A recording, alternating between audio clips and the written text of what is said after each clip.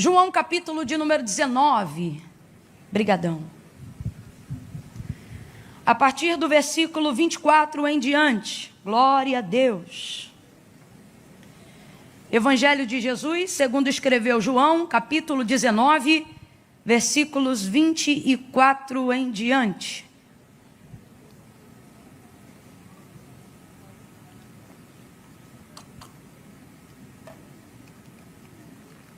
Quem achou pode dar um amém? Amém. Diz assim o texto: disseram uns aos outros: não rasguemos, mas lancemos sortes sobre ela, para ver de quem será. Isto aconteceu para que se cumprisse a Escritura. E isto aconteceu para que se cumprisse a Escritura, que dizia: dividiram entre si as minhas vestes, e sobre a minha túnica lançaram sortes. E foi o que fizeram os soldados. Junto à cruz de Jesus estava a sua mãe, a irmã dela, e Maria, mulher de Clopas, e Maria Madalena. Vendo Jesus ali a sua mãe, e que o discípulo a quem ele amava estava presente, disse à sua mãe: mulher, eis aí o teu filho. Depois disse ao discípulo: eis aí a tua mãe. E desde essa hora em diante o discípulo a recebeu em sua casa. Mais tarde, sabendo Jesus que tudo estava consumado, e para que a Escritura se cumprisse, perceba, e para que a Escritura se cumprisse, disse: tenho sede. E estava ali um vaso cheio de vinagre, e embeberam de vinagre uma esponja, colocaram-na numa vara de ísopo, e chegaram-na à sua boca. Quando Jesus recebeu o vinagre, disse: está consumado. E inclinando a cabeça, entregou o Espírito. Como era o dia da preparação, os judeus, para que os corpos não ficassem na cruz durante o sábado, porque esse sábado era um grande dia, rogaram a Pilatos que lhe quebrassem as pernas e fossem tirados os crucificados. Foram os soldados e quebraram as pernas do primeiro e a do outro, que com ele fora crucificado. Mas, chegando-se a Jesus e vendo-o já morto, não lhe quebraram as pernas. Contudo, um dos soldados transpassou-lhe o lado com uma lança, e imediatamente saiu sangue e água. E aquele que viu isto testificou que o seu testemunho é verdadeiro, e ele sabe que é verdade o que diz, para que também vós o creais. Verso 36. E estas coisas aconteceram para que se cumprisse a Escritura que dizia: nenhum dos seus ossos será quebrado. E você diga amém por essa palavra. Glória a Deus. Oh, aleluia. Põe a mão sobre o seu coração, deixe sua Bíblia aberta sobre o seu colo. Oh, aleluia. Aleluia, aleluia. Em dias como hoje, onde, dada a elevação da expectativa, a minha dependência em Deus é também elevada, ela aumenta. Eu me lembro de quando, bem no início, ainda caminhando com o Senhor, ele dizia para mim: não temas, abra a tua boca que eu a encherei. E em dias como hoje eu me lembro destas palavras, e isso me dá força, me anima a fé. E vezes antes de assumir a tribuna para ministrar a palavra de Deus, Deus sempre usava alguém no círculo de oração, antecedendo a ministração da palavra, e era um corinho que me lembrava uma oração, né? É uma oração cantada, na verdade. Se você é dessa época, você conhece esse lançamento, diz assim: fala, Deus, fala, Deus, toca-me com braço. Faça disso uma oração, diga: fala, Deus, fala, Deus, sim, alegre atendo ao teu. Fala, Deus, fala. Fecha os teus olhos, curve a sua cabeça. Fala, Deus. Fale com Ele. Toca-me com brasas do... Faça disso uma súplica, peça. Fala, Deus. Fala, Deus. Sim, alegre até. Sim, alegre até. Sim, alegre atendo ao teu. Senhor nosso Deus e nosso Pai, é com alegria que queremos atender ao teu mandar. É com alegria que queremos atender o teu comando. Nós estamos aqui, Senhor, por causa do teu nome. Nós estamos aqui por causa da tua glória. Nós estamos aqui para exaltar a tua fidelidade nesta noite. Nós estamos aqui porque ninguém nos ama como o Senhor nos ama. Nós estamos aqui por causa da multidão das tuas misericórdias, que tem sido a causa de não sermos consumidos, Deus. Quantos levantam pela manhã e à tarde já não são, mas nesta noite, como Davi, nós podemos te erguer um altar de adoração e tributar a ti toda a honra e toda a glória que é devida ao teu nome, porque nós deitamos, dormimos e estamos de pé, porque só o Senhor nos faz habitar em segurança. Quantas vezes tu tens sido o abrigo seguro, quantas vezes o Senhor tem sido o nosso chão, o nosso sustento, a nossa força. Quantos aqui nesta noite vieram do trabalho, outros pegaram trem, alguns vieram de carro, alguns no conforto, outros vivendo um revés da vida, mas todos estão diante do teu altar, Senhor. Todos estão diante da tua grandiosa presença, não porque queremos ouvir apenas uma palavra motivacional, não porque queremos administrar apenas um culto, mas porque precisamos ouvir a tua voz para termos a paz que excede todo o entendimento. É a tua palavra que orienta e que governa a nossa vida. Quantas vezes a nossa esperança já não foi renovada pelo poder da tua palavra? Tu és o mesmo e não mudaste, o Deus de Abraão, o Deus de Isaac, o Deus de Jacó, e por isso nós viemos aqui, porque tu também é o nosso Deus. Graças ao sangue do teu filho vertido na cruz do Calvário, agora eu elevo a minha voz em oração a ti, junto com a tua igreja, e não estou preocupada com técnica nem com oratória. Eu estou preocupada em que o Senhor manifeste a tua vontade de acordo com o teu querer. Trabalha nos nossos corações, continua falando conosco. Levanta aquele que entrou hoje aqui perturbado, caído. Liberta aquele que está sentindo-se oprimido.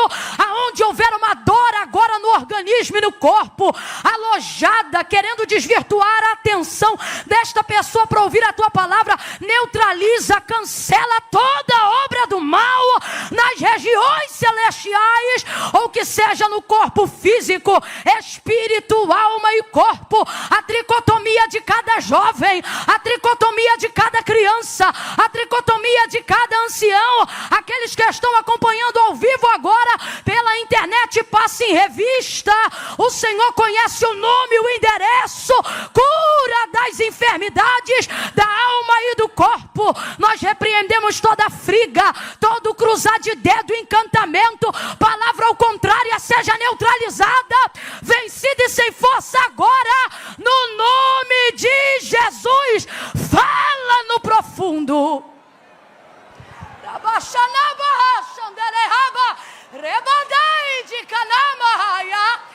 Fala no profundo, no oculto e no escondido, e alinha-nos ao centro da tua vontade e o teu querer. Glorifica, glorifica, glorifica, glorifica o teu nome, e nós te glorificaremos ainda mais, não a nós, Senhor, mas ao teu nome. Glória, sem cessar. Nós oramos e te pedimos, fala, que os teus servos ouvem, em nome de Jesus. Quem concorda, diga oh, amém, aleluia, oh, aleluia, aleluia. Aleluia! Muita gente sendo curada hoje aqui. Aleluia! Oh, eu acho que você não me ouviu, eu vou falar de novo. Antes desse culto acabar, você vai procurar aquela dor chata que estava te incomodando, aquela dor chata que estava roubando a sua atenção, aquela enfermidade que estava furtando a sua alegria, e você não vai achar, porque o Senhor está cancelando enfermidades no corpo nesta noite. Aleluia! Levante a sua mão e renda graças ao Senhor. Levante a sua mão e adore o amado, o desejado e a glória desta casa. Oh, aleluia! Aleluia, aleluia, aleluia! Meu Deus, oh glória! Eu vou contar de 1 a 3, e quando eu disser 3, você vai liberar uma palavra que determina o rumo profético daquilo que eu acredito que o Senhor nos confiou como verdade para esta noite. Amém? No 3, você vai virar para esta pessoa e vai dizer para ela deste jeito: vai se cumprir tudo. Amém? Quando eu disser 3, você libera a palavra. Qual é a palavra que você vai liberar? É 1, é 2, é 3, vai! Agora para o outro vizinho, vai! Oh, aleluia, aleluia! Porque esta palavra é fiel e verdadeira. Porque Deus não é homem para que minta, nem filho do homem para que se arrependa. Falaria e não cumpriria? Oh, diria algo que não fosse capaz de fazer? Como cantou Maria, nós também profetizamos nesta noite. Porque para Deus não há impossível em nenhuma de todas as suas promessas. Aleluia! Oh, aleluia! Aleluia! Aleluia! Deus tem me ensinado que a fé não foi feita para sentir, foi feita para saber. E falando isso, eu já quero liberar uma palavra aqui sobre a sua vida, pelo menos a priori, a princípio, no início da disciplina da fé, porque toda virtude que nós temos precisa ser disciplinada. Toda virtude que nós temos precisa ser doutrinada, porque o corpo, na sua carne, para Deus, voluntariamente não opera nada. A carne é egoísta. Ela só milita em prol dela mesma. Então, quando há o despertar de um dom, ou a manifestação de alguma virtude, seja ela a humildade ou alguma outra coisa, isso precisa ser disciplinado. Então, estou falando sobre o início da disciplina da fé. E pelo menos a princípio falando, eu gostaria que você gravasse isso na sua mente. A fé não sente, a fé sabe. E é muito importante que você tenha isso em mente. Uma fé que está acima de uma esfera sensorial. Porque uma fé sensorial, ela pode ser até interessante enquanto o culto está rolando. Mas ela não tem eficácia o suficiente para a vida. Por quê? Porque aonde é que fica essa fé depois que o culto acaba? Eu vou falar bem rasgado, todo mundo vai entender. Eu não duvido. Pelo contrário, a sua presença aqui nessa noite é a maior comprovação e confissão pública de fé de que você crê. Senão você não viria a este culto. Mas na maioria das vezes a nossa fé, ela é certa por ser verdadeira, mas por estar sendo executada na área errada, até aquilo que era para dar certo dá errado. Não por falta de fé, mas por estar utilizando uma fé genuína no lugar errado. Ou, em outras situações, por estar achando que se tem uma fé genuína, quando na verdade tudo que se tem é uma fé sensorial, uma fé motivacional. Você fica animado enquanto o louvor está cantando, você crê. Você se anima enquanto a palavra está sendo pregada, mas depois a sua vida oscila igual um gráfico de um cardiograma. Ora lá em cima, ora lá embaixo, porque você precisa ser motivado o tempo todo pelo que você sente para você passar a crer. E uma fé que é governada por sentimentos não é o suficiente para te dar estabilidade. Não é o suficiente para que você venha provar de uma vida de milagres. O que disse Jesus para Marta? Se credes, verás a glória de Deus. E ela tinha fé, Marta, por exemplo, tinha muita fé. Eu já falei sobre isso aqui. Quando Jesus chega na aldeia de Betânia, depois de Lázaro, 4 dias já morto, ela diz assim: se tu estivesses aqui, o meu irmão não teria morrido. Ela tem uma fé verdadeira, mas conjuga no passado. Ou seja, eu creio tanto que a vida de Lázaro estava na tua mão, que se o Senhor estivesse, olha isso, conjugação do passado, está dizendo, se o Senhor estivesse aqui antes, ou seja, eu tinha fé para antes, meu irmão não teria morrido. A fé dela em Jesus é verdadeira, mas ela aplica conjugando no passado. E fé no passado não resolve nada. Fé no passado não resolve nada. Aí Jesus libera uma palavra que traz ela para cá. E diz assim para ela: Marta, teu irmão vai ressuscitar. Só que ela pega a fé, tira do passado e joga direto para o futuro. Ela diz: eu sei, naquele grande dia, foi longe demais. Ou seja, a fé é verdadeira. Eu sei, na conjugação do grego em João 11, significa eu creio. Ou seja, a fé ela tem, mas está conjugando no tempo errado. Ou ela tem fé no passado, ou ela tem fé no futuro. Mas Jesus olha para ela e diz: Marta, se credes, verás a glória de Deus. Quando? No passado? No futuro? Aqui, hoje e agora. O que ele está fazendo? Ele está corrigindo a fé de Marta, dando a ela expectativa. Agora presta atenção, eu vou entrar em João, mas eu preciso preparar a sua mente para o que diz a palavra do Senhor em João 19. Perceba isso. Jesus, quando sai da aldeia de Betânia, já toma uma decisão: eu vou ressuscitar Lázaro. E ele precisa do conselho de alguém para tomar essa decisão? Ele precisa da fé de alguém para tomar essa decisão? Muito antes de animar os discípulos para irem a Betânia, muito antes de animar Marta a crer, muito antes de corrigir a expectativa da fé da sua irmã Maria, ele já havia decidido muito antes de chegar na aldeia de Betânia. Ele disse: Lázaro está morto, mas eu vou ressuscitá-lo. Então preste atenção, Jesus não está trabalhando com a fé de ninguém para decidir se opera um milagre na vida de Lázaro. Ele já decidiu.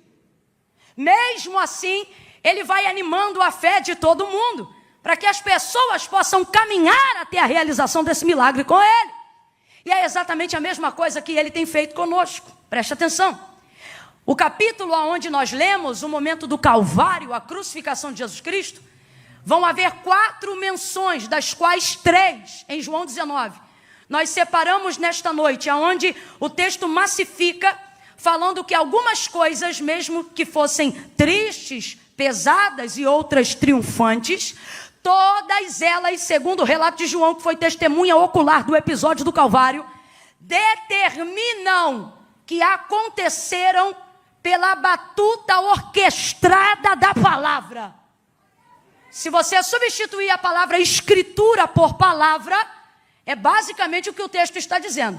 Que tudo o que aconteceu diante de Jesus, ou com Jesus, no momento do Calvário, aconteceu para embasar as palavras liberadas pela boca do profeta Isaías. Quem ainda está comigo, diga amém.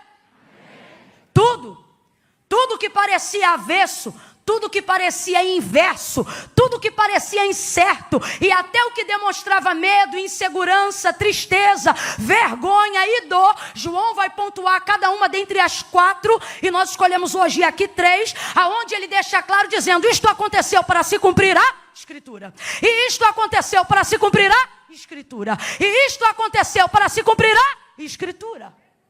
Veja como a palavra de Deus é quem vai determinar tudo aquilo que vai acontecer na vida do próprio verbo vivo feito em carne. O que eu estou querendo dizer com isso e o que isso tem a ver com fé, você vai entender agora. A maioria de nós que estamos aqui, sem dúvida nenhuma, temos fé. Complete aí para mim: nós temos fé. Nós temos fé. Mas não pode ser uma fé sensorial, uma fé que só sente. A fé verdadeira não está baseada no sentir, está baseada no saber. Porque se eu tomo decisões, ou se eu interpreto as circunstâncias que se movem ao redor de mim na minha vida, baseado somente naquilo que eu sinto, hoje eu creio, amanhã eu não creio. Hoje eu tenho força, amanhã eu não tenho força. Se está tudo bem, eu fico legal. Se de repente a porta se fecha, eu me entristeço. Porque eu estou deixando os meus sentimentos governarem a minha vida. Aonde nascem os sentimentos? Na alma. E a fé está ali? Não, a fé é motivada pelo Espírito. As rédeas da minha vida precisam estar nas mãos do Espírito. Então, quando o Espírito se manifesta, querendo demonstrar qualquer coisa que é contrário à palavra. Se eu tenho de Deus palavra, consequentemente também terei fé, e darei ao Espírito autonomia, para sujeitando a alma, ele dizendo, segura ela aí. Por quê? Porque não é baseado no que eu sinto, é baseado no que eu sei. Vai ouvindo aí. Então tudo que é seguro, tudo que é estável, tudo que existe e que há, não está baseado prioritariamente na fé, está baseado prioritariamente na palavra. Camila, então o que você está dizendo, que não precisa ter fé? Não, eu só estou dizendo que uma fé que não é baseada na palavra não se sustenta. Ela só dura um culto, ela só dura um louvor, ela só dura uma oração, ela só dura uma noite, ela só dura um período de campanha. E o Senhor te chamou para viver uma vida abundante que vai te conduzir à eternidade. Então você não pode ter uma vida onde as suas decisões e o governo das suas decisões esteja na mão dos seus sentimentos. E o que é que está acontecendo hoje? A maioria das pessoas estão conduzindo a sua crença em Deus baseado naquilo que elas sentem. Por quê? Porque não tem conteúdo acerca daquilo que Deus falou sobre elas. E Camila, e daí? E daí que você vai ver em João 19 nesta noite. O tamanho da importância é uma questão de sobrevivência para aquele que diz crer em Deus. Ter consciência do que a palavra de Deus diz acerca e ao meu respeito e ao seu respeito. Deus não tem compromisso com cor. Deus não tem compromisso com cabelo. Deus não tem compromisso com conta bancária. Deus não tem compromisso com estilo, com estirpe, com shape. Deus não tem compromisso com conta corrente. Deus não tem compromisso com não. Deus tem compromisso com a palavra. Ele corresponde à palavra. Deus não corresponde a sentimentalismo. Eu não estou dizendo que Deus não é sensível. A manifestação de Jesus Cristo na terra é a maior prova da sensibilidade de Deus para com a humanidade. Agora, o que é ser sentimentalista? É se tornar refém de um sentimento e dar para ele o governo das minhas decisões. Você acha que vai convencer Deus acerca das coisas que você precisa, dizendo para Ele apenas o quanto você está magoado? Você precisa reagir, se comportar diante de Deus, respaldando diante dEle a palavra. Por quê? Porque Deus não corresponde a rostinho bonito, nem carismático. O caminho é igual para todos, disse Jesus. Se vós estiverdes em mim e as minhas palavras estiverdes em vós, pedireis o que quiserdes no meu nome. Ele disse, eu vou pensar. Ele disse, eu vou estudar o caso? Não. Se vós estiverdes em mim e as minhas palavras estiverdes em vós, pedireis o que quiserdes no meu nome. Isto vos será feito. O quê? O que você está pedindo. O alvo da sua súplica. A área de atendimento da sua necessidade. Mas é mais fácil falar do que eu sinto do que falar do que eu sei. Por quê? Porque eu não leio a Bíblia. Porque eu baseio a minha fé em cima do que os outros falam e não em cima do que a Bíblia diz. Mas hoje o Espírito Santo vai te sacudir com todo carinho pelos dois ombros e ele vai dizer, a partir de hoje você não será como uma folha seca, você não será como uma cana agitada pelo vento, você não será prato de manobra na mão de gente corrupta. Deus te trouxe hoje aqui para te dizer, a partir de hoje vai ser menos eu acho e mais a Bíblia diz. A palavra de Deus diz, a palavra de Deus garante, e Deus tomará o governo de todas as decisões da sua vida. Hoje eu ministro algo esquisito aqui. Eu ministro um tipo de fé fria.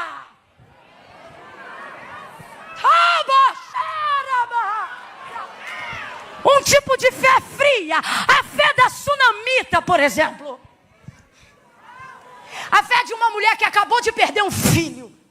O único filho. Cumprimento de promessa, predito pela boca de Eliseu, morreu. O texto diz, meio-dia, menino no colo, morreu. Complete aí, por favor, 2 Reis 4, o menino morreu. Aí o que o texto diz sobre isso? Que ela pega o menino, irmão, que é isso? Filho único, pega o moleque, que a gente acredita já ter aí quase encabeçando 12 anos de idade, porque é o período de idade de quem já pode sair de casa para ver o que o pai está fazendo no campo, no comércio, na empresa, seja lá onde for que ele trabalhasse. Pega o menino no colo. Já é estranho uma mulher pegar um menino desse tamanho no colo. Pega o menino no colo, sobe as escadas, porque o texto diz que o quarto de Eliseu ficava no pavimento superior. Quem está conseguindo imaginar a cena? O moleque está morto. Ela viu que não tem mais vida nele. Quando não tem vida no alvo daquilo que eu quero que viva, para Deus não tem problema. Sabe por quê? Porque Ele não depende da fé que você coloca nas pessoas ou que as pessoas colocam em você. Ele só depende da fé que você decidiu colocar nele. Não, eu não sei se você entendeu. Veja, não tem mais vida no menino, mas tem vida na mãe. Ela pega o menino no colo, sobe as escadas, abre a porta do quarto do profeta, deita o menino sobre a cama do homem de Deus. O texto diz que ela fecha a porta. Parece que eu imagino a cena, ela pegando a chave e colocando no bolso. Desce ela as escadas, murcha a barriga e estufa o peito. Porque quanto mais mal alguém tiver, mais necessidade tem de mostrar que está bem. Aí ela vai descendo e diz: marido, chama o servo para mim, manda trazer a charrete e a jumenta. Ele dá ordem primeiro, parceria, e pergunta por quê depois. Aí ele diz: mas vais aonde? Ela diz: eu vou ao encontro do homem de Deus. Ela sabia que ele estava no Carmelo, aonde preservava o mesmo costume do seu mentor Elias, que orava com a cabeça entre os joelhos. Oh, quanta gente perdendo o costume dos joelhos. Deixa isso para outro dia. Aí ela pega a charrete, ela pega o moço da casa, o servo, e ela diz assim para ele: guia, anda e não para. Olha a frieza dessa mulher. Olha isso. Guia, anda e não para, senão quando eu te disser. Duas verdades. Ela não tem condições de dirigir esse carro sozinha. Então ela chama alguém para guiar, mas a direção ainda é dela. Não, olha isso. Não permita com que no momento de vulnerabilidade, porque pessoas sentimentais são assim. No momento de vulnerabilidade, vocês deixam a gente que não sabe do que está acontecendo te dizer para onde você tem que ir. É por isso que você precisa ter conhecimento do que Deus tem ao seu respeito. Por quê? Porque na hora de um momento onde você estiver desesperado, na hora de um momento em que você estiver angustiado, você saberá para onde ir, mesmo quando não puder guiar-se até lá. Ela diz para ele: guia, anda e não para. Sabe o que ele está dizendo? Quem vai dirigir é você, mas a direção é minha. Você vai para onde eu estiver dizendo para você ir. E para onde ela vai? Ela vai ao encontro de Eliseu. Porque já tem ali pelo menos 15 anos de amizade e de relacionamento, no mínimo, jogando por baixo, desde o primeiro dia que ele entrou, até agora que o menino é crescido. E como ela faz isso, irmãos? Porque ela está indo em direção ao Carmelo, onde está o profeta Eliseu. Deus falou comigo isso. Deus disse assim para mim: ela sabe quem ele é, sabe aonde ele está e sabe o que ele pode fazer. Quando você sabe quem é Deus, e agora eu estou falando para você, quando você sabe quem Deus é, sabe aonde Ele está e sabe o que Ele pode fazer, a charrete pode estar na mão de quem for, mas a direção é sua. Vai por ali, vem por aqui, sobe ali, desce ali. Ela chega lá. Agora responda para mim. Responda para mim com inteligência, não precisa espiritualizar, porque hoje é uma das coisas que a gente menos vai fazer aqui, porque eu quero te convencer sobre uma fé real. Uma fé real e não sensorial. Diga para mim: filho único, morto, sozinho dentro de casa. Não, eu vou fazer a pergunta ainda. Filho único, morto, sozinho dentro de casa. Pegou sozinho, trancou sozinho, chamou sozinho, está indo sozinho. Está desesperado ou não está? Estamos falando da mãe agora. Está desesperado ou não está? Está angustiado ou não está? A alma está de cabeça para baixo ou não está? A mente está fervilhando mais do que panela de pressão, sim ou não? Vamos lá, gente, é mãe, sim ou não? Sim. Qualquer mãe, na condição dela, poderia sair gritando, desesperada: ai, meu filho! Se fosse no Rio de Janeiro, ela iria para a rua e dizia: chama SAMU! mão no cabelo, se ela quisesse rasgar as vestes e trazer terra sobre a cabeça, nós a compreenderíamos. Ninguém criticaria ela é mãe. E perdeu o seu filho. Mas olha o que ela faz.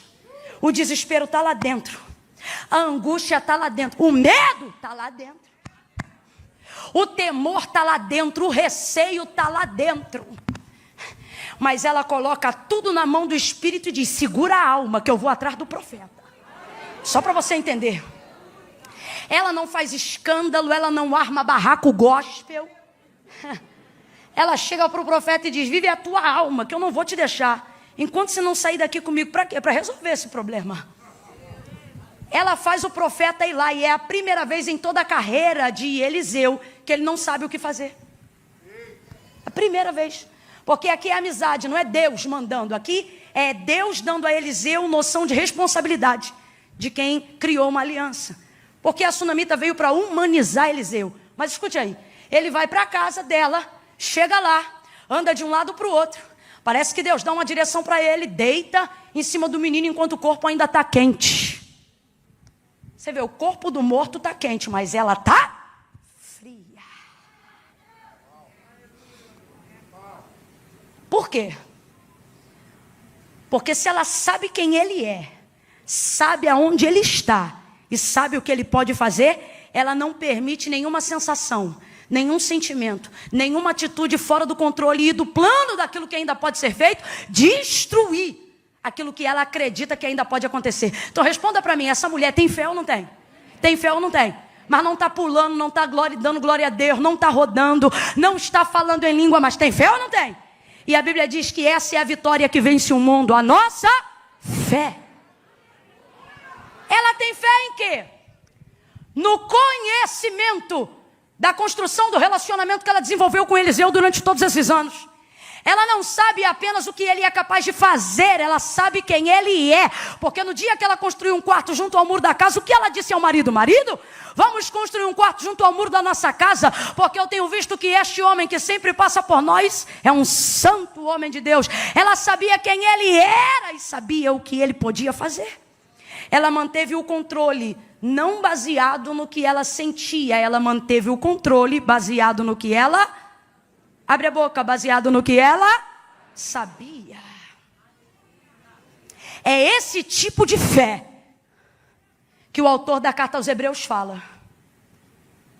É a fé de alguém que não está tão preocupado em transparecer fé aos outros, mas está extremamente comprometido em mostrar para Deus que sabe no que ela acredita, no que ele acredita, no que sua vida deseja, aonde estão as suas expectativas. E Camila, por que hoje em dia já não está acontecendo mais assim com tanta frequência? Será que está faltando fé? Não. O que está faltando é expectativa na palavra para que haja realidade de fé. A Bíblia diz que a fé vem pelo ouvir e o ouvir da palavra de Deus. Não é qualquer palavra. A fé vem pelo ouvir e o ouvir da palavra de Deus. Se a fé vem pelo ouvir de Deus, quando eu começo a me relacionar com Deus, eu não me relaciono com Ele manifestando primeiro a fé. Eu primeiro preciso manifestar em mim a palavra, e a minha fé se manifestará diante de Deus. Camila, eu não entendi. Vai entender que eu vou falar rasgado. Na ordem e na escala de prioridades de quem se relaciona com Deus, você coloca a fé no primeiro lugar e deveria colocar a palavra. Porque não tem como manter a fé na primazia se primeiro você não tiver a palavra. Vou falar mais rasgado e quem tem 12 anos vai entender também. As pessoas dizem assim: tal coisa não aconteceu, ou aquilo não aconteceu, porque fulano não teve fé para Deus fazer. Fé para Deus fazer. Eu já ouvi isso muitas vezes. É quase um jargão popular de quem fala crentez. Fé para Deus fazer. Deus não precisa de fé para fazer nada. Ouça isso com muita atenção. Camila, Deus não precisa da minha fé para fazer nada, não precisa. Sua fé não dá para Deus poder de fazer nada. Se você crê, Deus pode. Se você não crê, Deus continua podendo. Deus não depende da sua fé para manifestar o poder que Ele já tem. E isto está provado na palavra, não estou inventando. Antes de querer me chamar de herege, ouça o que a Bíblia diz, e anátema seja tu, ao invés de mim. Gênesis capítulo de número 1. No princípio, a terra era sem forma e vazia. Complete por favor aí, eu vou dizer, olha, não havia nada. Complete aí, não havia? Não havia? No princípio a terra era sem forma e vazia. Isso significa que não havia?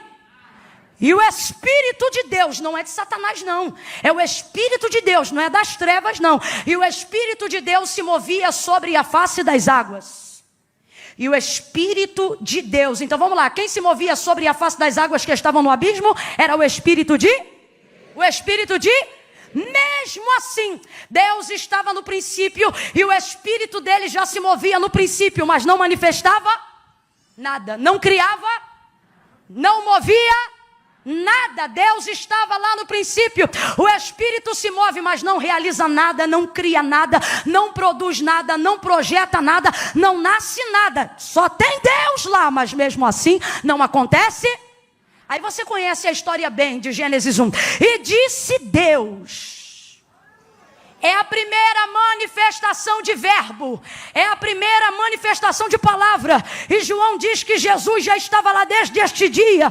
Porque diferente dos outros evangelistas, ele já coloca no cabeçalho da biografia não o nome de José, nem o nome de Maria. Porque João não predata a manifestação de Cristo na conceição de Maria. Ele predata a biografia de Cristo lá no princípio. Quando ele diz, no princípio era o verbo estava com Deus. O verbo era Deus, nele estava a vida, e a vida era a luz dos homens. Ouça isso, Gênesis 1, aí ele diz assim, e disse Deus, haja luz. Eita gente, e o que aconteceu? E houve luz. E disse Deus, haja luz, e houve luz.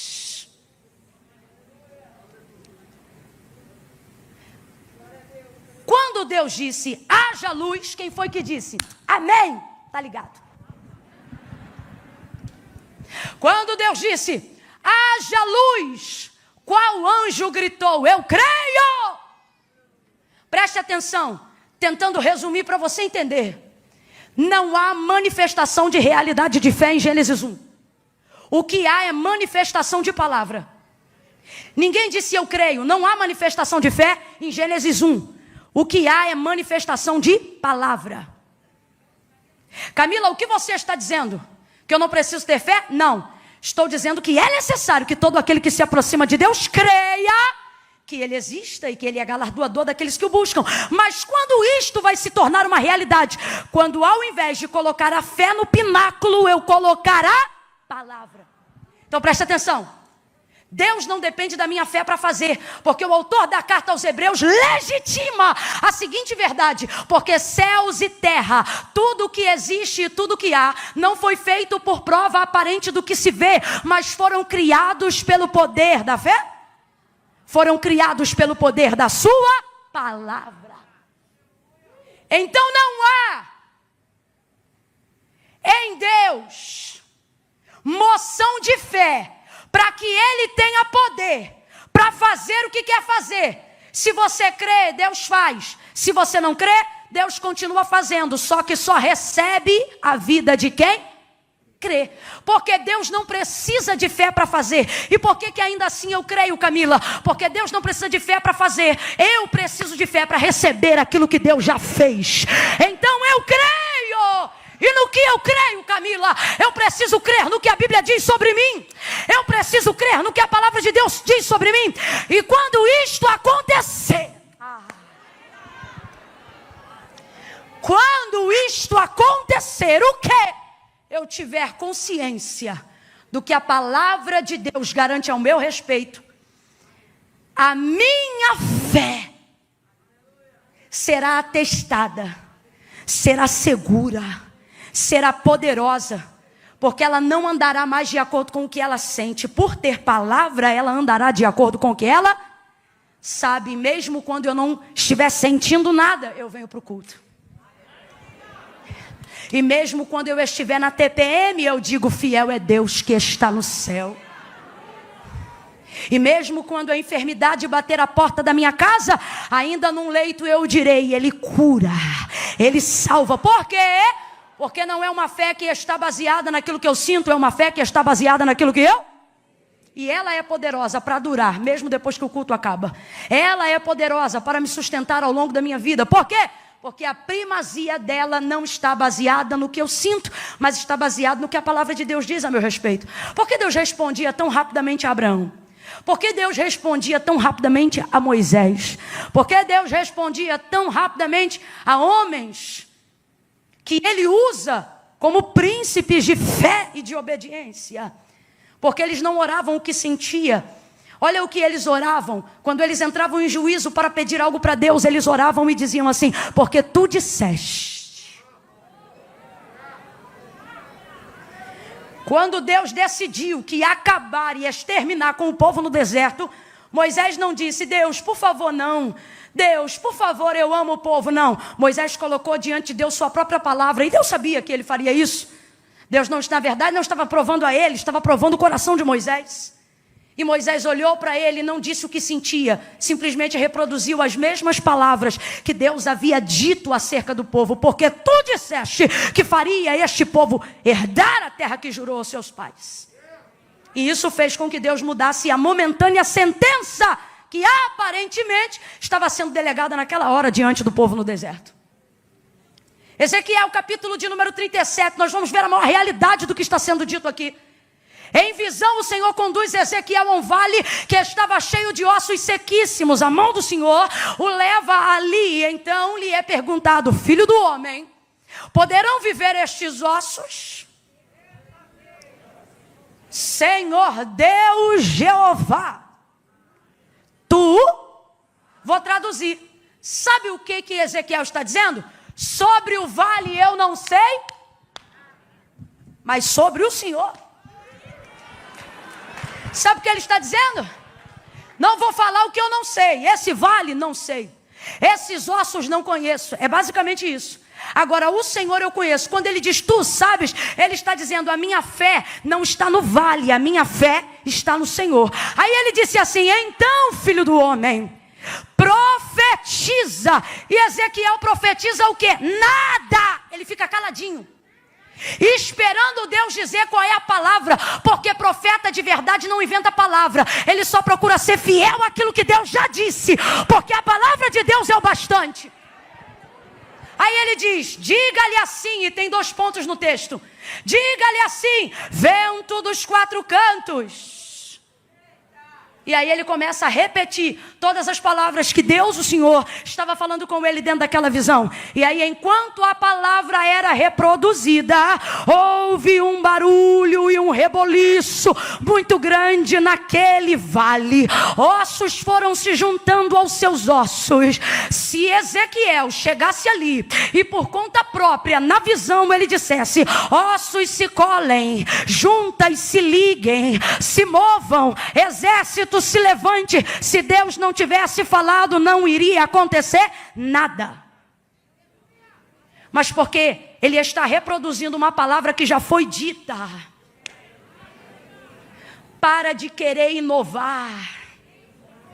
Para de se tornar dependente de uma nova revelação. O manto do remanto, do profundo, do escondido, do prado cheio. Se preocupe em absorver aquilo que Deus já disse. E Deus está me mandando dizer agora o que foi. Quais são as palavras que Ele já liberou a seu respeito. Mais fé não é quem diz eu creio. Mais fé tem quem crendo obedece. Pare de espiritualizar as coisas que Deus já mandou você executar. Quantos milagres estão estacionados? Porque ao invés de confessar uma incredulidade verdadeira, preferimos manifestar uma falsa fé.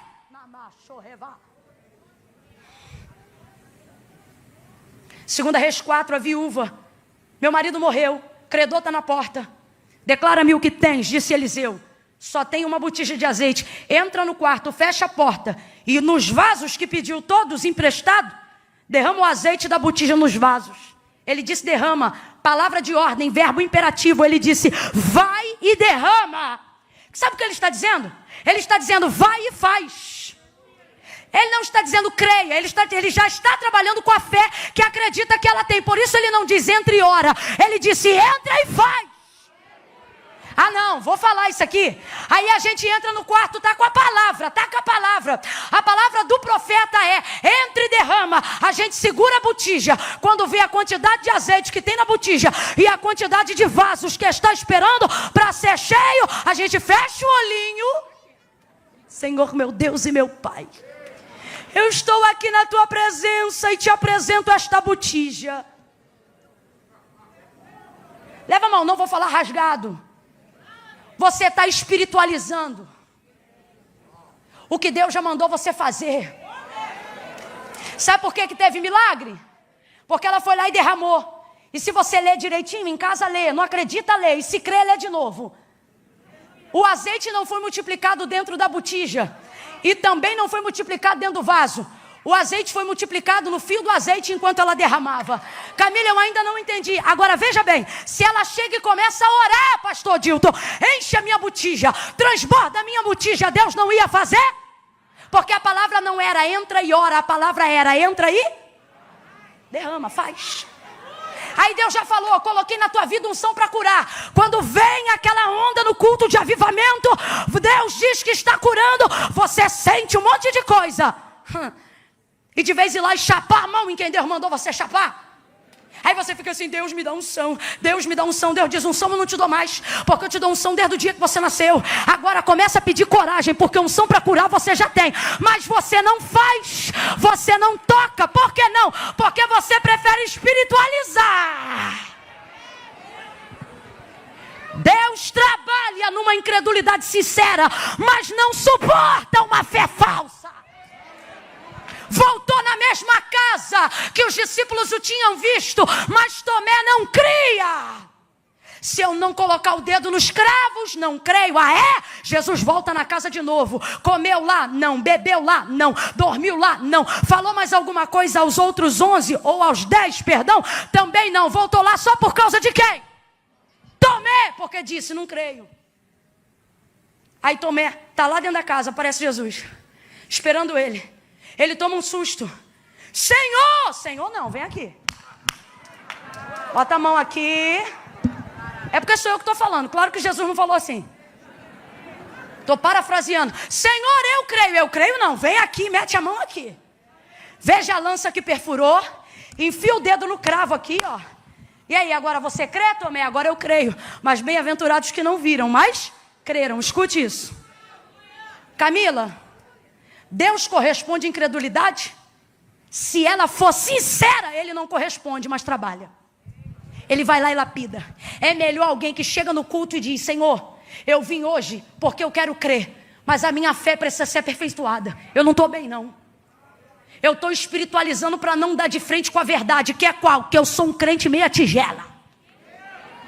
Eu estou espiritualizando porque a real é que eu não tenho coragem de fazer nada do que o Senhor me orientou a fazer. Se a incredulidade for sincera, haverá chance. Mas se a fé for falsa, pode vir 7, 14, 21. Não vai acontecer. Estou sendo sincera. Agora, vou lá, estou sentindo de ir não, mas eu vou lá porque eu sei. Por isso Paulo não disse, ofereça um culto espiritual para Deus. Ele diz, vem para o culto e ofereça um culto racional. Vem aqui e coloca diante de Deus o que você sabe, o que a Bíblia diz. Camila, isso é afronta? Não. É entrar em juízo com Deus, é anunciar a sua palavra, é dizer, Deus, eu estou aqui porque a tua palavra diz assim, a tua palavra diz assado, e a tua palavra diz isto, e a tua palavra diz aquilo, e por isso eu vim. Fechando em João 19, porque eu pareço doida, mas não sou. Verso 24. Quando os soldados rasgam as vestes e lançam sorte sobre a túnica, João termina o verso 24 dizendo assim, quem fizeram isso foram os soldados. Olha o que acontece na vida de alguém que é norteado pela palavra. Olha o que a fé de alguém que é embasada na palavra faz com tal pessoa. Foram os soldados que fizeram isto. Isto o quê? Rasgaram, tiraram, desnudaram. É momento de vergonha ou não é? Vamos lá, gente. É vitupério ou não é? É vergonhoso e constrangedor, sim ou não? Vem, igreja, sim ou não? Sim. Só que João diz assim, mas isto aconteceu para que se cumprisse a Escritura. Vamos substituir pela palavra. Para que se cumprisse a... E aí João repete a palavra que está escrita pela boca do profeta Isaías, que foi dita muitos e muitos anos antes deste fatídico dia chegar. Sabe o que João está dizendo? Porque eu sei o que a palavra diz sobre o que isso está acontecendo. Foram os soldados que fizeram, mas eles só fizeram porque a palavra diz que eles fariam isso. Ponto número 1. E serão só 3. Quando eu tenho em Deus a palavra, eu não transfiro para ninguém aquilo que eu sei que só está acontecendo porque a palavra de Deus se mantém no governo. O que está acontecendo aqui é bom? Não. O que está acontecendo aqui é legal? Não. O que está acontecendo aqui é confortável? Não. O santo, o cordeiro imaculado, inocente, está sendo vituperado, tendo vestes rasgadas e achacotado diante de uma multidão. Mas o texto diz, os soldados fizeram, mas só fizeram porque a palavra disse. O que é isso? Governo máximo. É acreditar que até quem se põe diante de mim como adversário... A banda da Cleidiane sobe aqui rapidão pra gente já ir terminando. Cadê? Tua banda tá aí?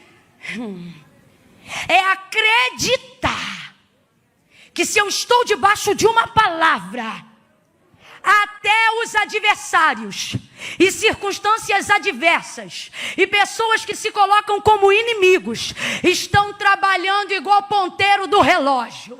Elas estão trabalhando para fazer cumprir aquilo que Deus liberou sobre a minha vida. Levante a sua mão. Eu estou declarando esta palavra sobre a própria palavra de Deus. Estenda ela bem alto. Agora traga ela sobre sua própria cabeça. Quando você tem a palavra, eu não preciso dizer diretamente sobre você. Você tem o mesmo poder delegado que está sobre mim.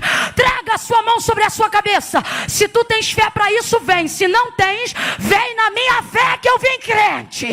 Pegue essa mão, faz assim agora. Atmosfera circular, governo e totalidade. Diga comigo, diga eu estou debaixo de uma palavra. Faz isso sem encostar no teu irmão e diga, você está debaixo de uma palavra. Sua casa está debaixo de uma palavra. Teu casamento está debaixo de uma palavra. Os teus filhos estão debaixo de uma palavra. Tua vida espiritual está debaixo de uma palavra. Deus tem palavra para a tua alma. Deus tem palavra para o teu corpo. Deus tem palavra para as tuas emoções. Deus tem palavra para o teu espírito. Ouça, Ele tem palavra para os teus negócios. Ele tem palavra para a tua vida espiritual.